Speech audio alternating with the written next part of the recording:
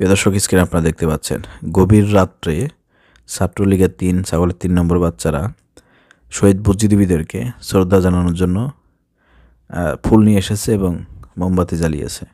সেখানে তারা চুপি সারে স্লোগান দিচ্ছে, আপনারা শুনতেই পাচ্ছেন। একটু শোনেন ভালো করে, আপনাদেরকে একটু ভিডিওটা দেখায়। জয় বাংলা, জয় বাংলা, জয় বঙ্গবন্ধু, জয় বাংলা।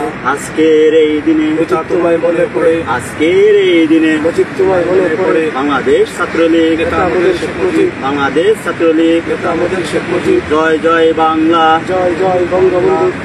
আজকের এই দিনে দর্শক এখানে দেখেন, মানে কথা কণ্ঠ থেকে মনে বের হচ্ছে না, একেবারে মানে বল নাই শরীরে, এরকম মনে হচ্ছে না। বিষয়টা এরকম না প্রিয় দর্শক, তারা আসলে মানে রাতের আধারে চুপি সারে এসে তারা দেখাচ্ছে ভিডিও ধারণ করে, এবং সেগুলো নেট জগতে ছেড়ে দেখাবে হাসিনাকে, তাদের পলাতক মাকে দেখাবে যে না মা, আমরা তোমার সঙ্গে আছি, আমরা দায়িত্ব পালন করতেছি।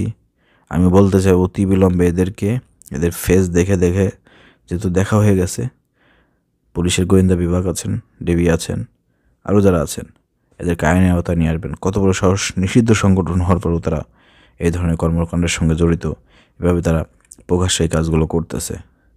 এদেরকে কয়েকটা ধরে যদি আইনের আওতায় না হয়, তাহলে দেখবেন বাংলাদেশে খুঁজে পাওয়া যাবে না ওদেরকে। হ্যাঁ, মানে কত বড় এরা বিবেকহীন মানুষ, চিন্তা করে দেখেন। ওদের মা পালন করেছে একটা ফ্যাসিবাদ, তারা এত মানুষ হত্যা করেছে, এদের মধ্যে অনুশোচনা নাই, এদের মধ্যে কোনো রকমের, এদের কোনো বিবেক নাই। এরা মানুষ পশুর চাইতে নিকৃষ্ট হয়ে গিয়েছে। এত মানুষ হত্যা করে তা এদের পতন হয়ে গিয়েছে, এরা একটু ভালো হবে, তবা টবা করে ভালো হবে না। এরা এরপরও সেই দোসরদের পা চাটতেছে, গোলামি করতেছে।